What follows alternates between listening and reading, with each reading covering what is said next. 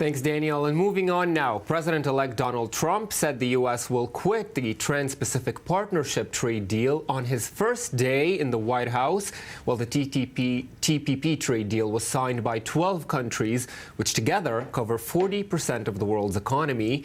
Its aim was to deepen economic ties and boost growth, including by reducing tariffs. So what does the U.S. scrapping it mean for the future of free trade? Let's take a look.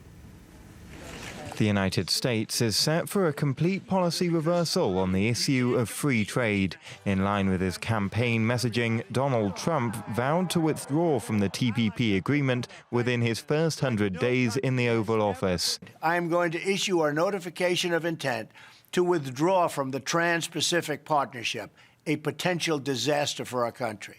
Instead, we will negotiate fair bilateral trade deals that bring jobs and industry back onto American shores.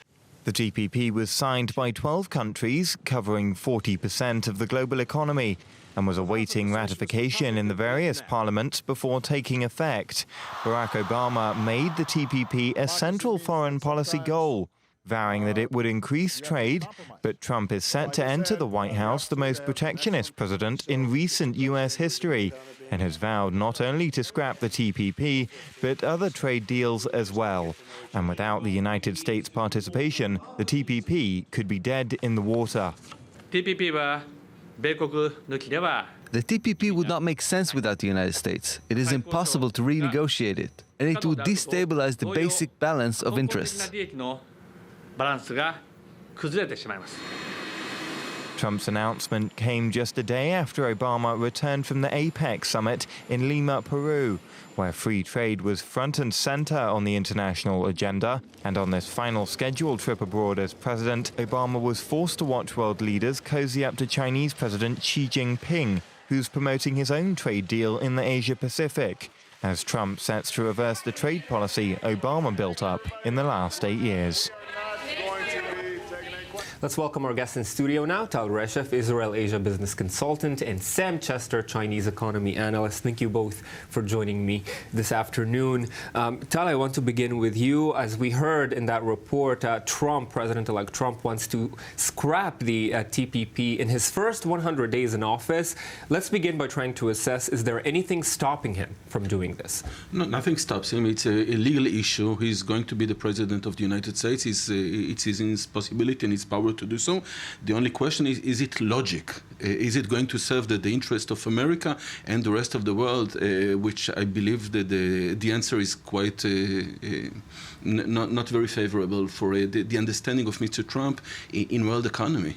And looking at that world economy, specifically the Asia-Pacific, what effect could this have on its economy if Trump does go further with this? Well, I don't think that you're going to see too much of necessarily a negative impact on free trade in Asian economies. As the infomercial before we came in explained, China and others are moving forward, eclipsing U.S. influence in the region. So in the absence of a TPP free trade program anchored by the U.S., instead you're going to have a free trade program anchored by Beijing. So the free trade program between the Asian countries will still be there, and with the countries in Latin America who are also partial to the program, but you just won't have the U.S. influence. So the major impact, as Tal explained as well, is U.S. influence declining. Well, speaking of that alternative, Xi Jinping has been promoting it, an alternative deal, a trade deal to the TPP. Has it been gaining any traction since Trump made this announcement? Yes, there have been some very interesting comments. If you listen to what was said during the APEC summit in Lima, three leaders of countries, the leader of China, of New Zealand, and of Peru, all the three of them said more or less the same thing. Free trade will continue with or without China, as Sam has just said. So what Trump is going to do is to put the United States in an isolated situation out of the game, leaving the space for China and entering into a dispute with for the rest of the world. And it raises also the question, does he have the power to have such a dispute? He's in a deficit. His country is suffering for many diseases.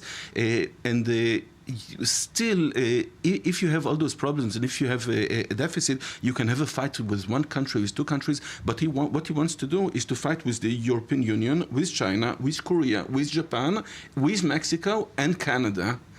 I mean, United States is not the United States of the 50s.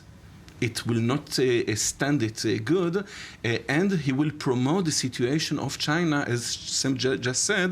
He's going to give them a free space. It's a gift. Just to jump in, I think you have to be a little cautious. I think some people are a little bit jumping ahead and saying this is the kind of president Trump will be. We saw, just like Obama in 2008, Trump ran a campaign, and then we're going to see how he acts actually as president.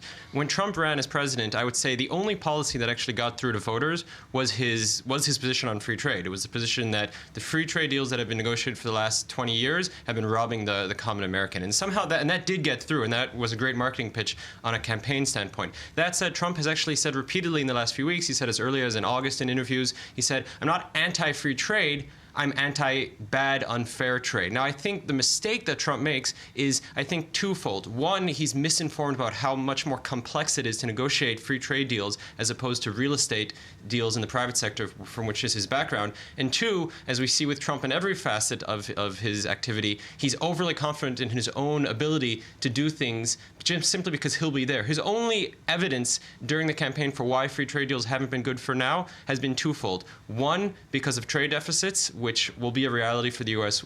whether it likes it or not. And number two, he simply said American negotiators aren't as good as overseas negotiators, suggesting that if Trump was the negotiator, then everything would be okay. So again, there's very little evidence, there's a lot of misinformation, there's very little understanding here, and therefore I think it's a little bit early in some ways to say, what will he do practically? Perhaps once he gets more informed, perhaps once he sees the complexities involved, he'll actually just adapt to the situation rather than this wholesale revolution, which his campaign suggested. And Tal, briefly, he also mentioned renegotiating NAFTA. Do you think this would further the claim that some are having, as you said as well, to isolate the United States? Yeah, it's a strange path. I mean, he needs to see the broader view. There's not only the problem of the deficit of America, this same problem meets countries like Korea, Japan, Taiwan, the European Union. All those countries are suffering from the same thing. They are too expensive for producing, so the purchase is going to products of other countries, and this you cannot fight with protectionism. Well, we'll certainly have to wait and see, as Sam mentioned as well. Gentlemen, thank you very much for joining me for this. And that does it for Economy This Week. Join us next week. We'll be here.